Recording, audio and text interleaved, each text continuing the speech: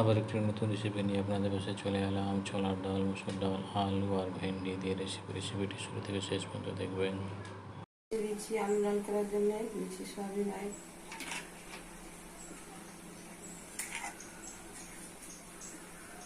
দিচ্ছি আলু,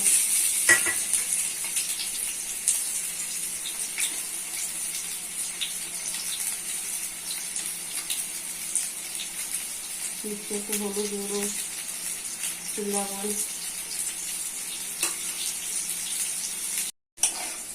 আলু লাল হয়ে গেছে তুলে দিচ্ছি। গরম হয়ে গেছে দিচ্ছি পেঁয়াজ কুচি, লাল হয়ে গেছে দিচ্ছি আদা রসুন বাটা, ভালো করে আদা রসুন বাটাটা ভালো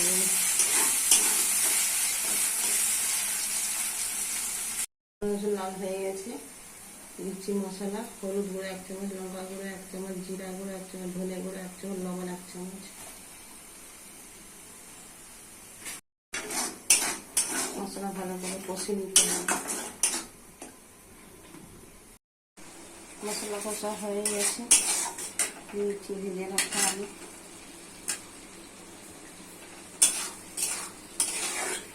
মশলার সাথে কষে নিতে হবে। আলু কষা হয়ে গেছে দিচ্ছি ছোলার ডাল, ছোলার ডাল দিয়ে ভালো করে কষে নিতে হবে।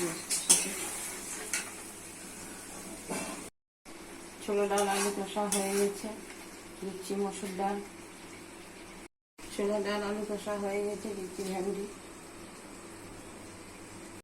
ভালো করে কষে নিতে হবে। দিচ্ছি ঢাকা,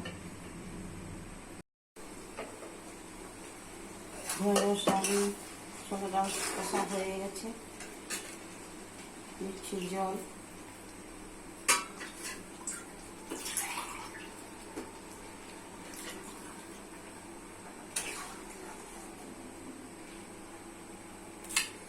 দিচ্ছি গরম মশলা,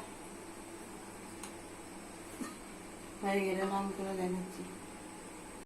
রেসিপিটি রেডি হয়ে গেছে। কত সুন্দর, কত টেস্টি। বাড়িতে করে হবেন, পরিবার করে খাবেন। সাবস্ক্রাইব করবেন, সঙ্গে থাকবেন, পাশে থাকবেন।